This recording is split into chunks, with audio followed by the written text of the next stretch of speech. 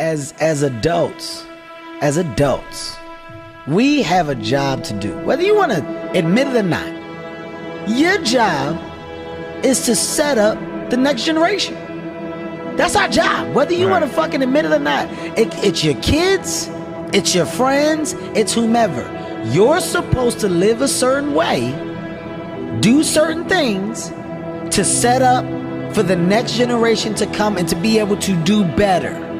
If you don't, then you're not doing your part. And if the world never fucking grows, you gotta raise your hand and be responsible. Because you're a part of the lag. Yeah. You're part of the delay.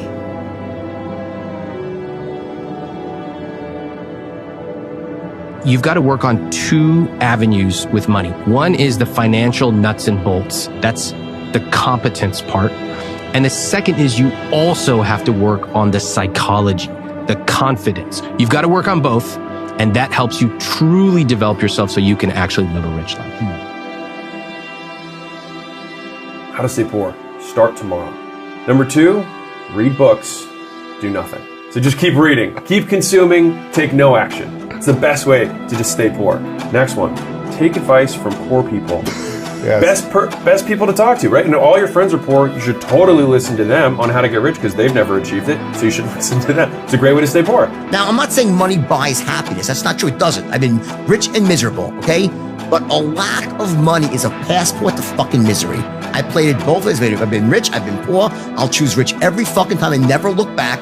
I still have problems being rich, okay? But being poor, it's fucking, you know, it's compounded by all the shit that comes from not being able to afford the basic necessities. So I say make money, get rich, solve the money problem, and then move on to all the greater things. It doesn't matter how much money you make. It's really your capacity to take your creativity and stop trading time for money. It's the worst trade in the world. Everybody's a financial trader. Yeah. They don't realize they're a trader. They're trading time. You can't get more time. What I've learned on my journey is that wealthy people and poor people think two completely different ways. It's not even about money. It's about how they see money, how they view money, and knowing how money works.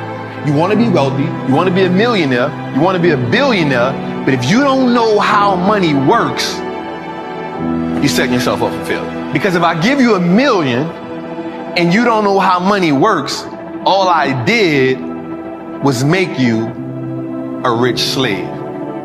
Most of you guys don't have money because you don't understand anything about money. You don't know what money is. Therefore, money eludes you. But if you want to attract money, you must first understand what it is. Oh, well, money is a store of value, or well, money is power. No. These are things that money can give you, or attributes of money. But what is money by definition? Who can create it? How much can they create? What gives them the authority? Right? All these things, you need to learn them. You need to learn them. Why? Because if you're going to pursue money, you better understand that which you're pursuing. It's a game. The number one rule is it's a game. You're playing a game. It's that simple, you know. If you look at it as a game, just like anything, you can get better at it. Like, you got to be disciplined with money. If you cheat on your money, it will cheat on you.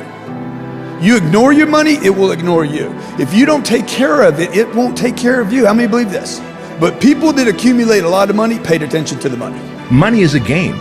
So you try and add value and get money is the first step. Trade your time for dollars. And then you try and leverage other people's time and energy to get money. And then you try and get passive income by seeing if you can create a course or a service online that you can sell around the clock and, to get money. And then you take some of the profits that you got and use financial discipline instead of buying shit that's out of your budget that you don't need. And you can invest it in different funds where you can get 9, 10, 11, 12% interest back on every dollar that you put in there. You're rich, but I'm wealthy. When I'm die, when my kids die, when their kids die, when their kids die, we still gonna have the same amount. It ain't about how much you make, it's about how much you keep. So he said, if you got $100, you save that. That's 50. The wealthy does this. You save that. This, ball out. So never say, I can't afford it. My rich dad forbade his son and me to say the words, I can't. He says, ask yourself, how can I? The reason I have so much money is because I don't say I can't do it. I just go, how can I do it? And I just go and do it. What is the best financial advice you've ever received? Invest in assets, not liabilities. Second question, what is the worst financial advice you've ever received? The way to build wealth is saving your money.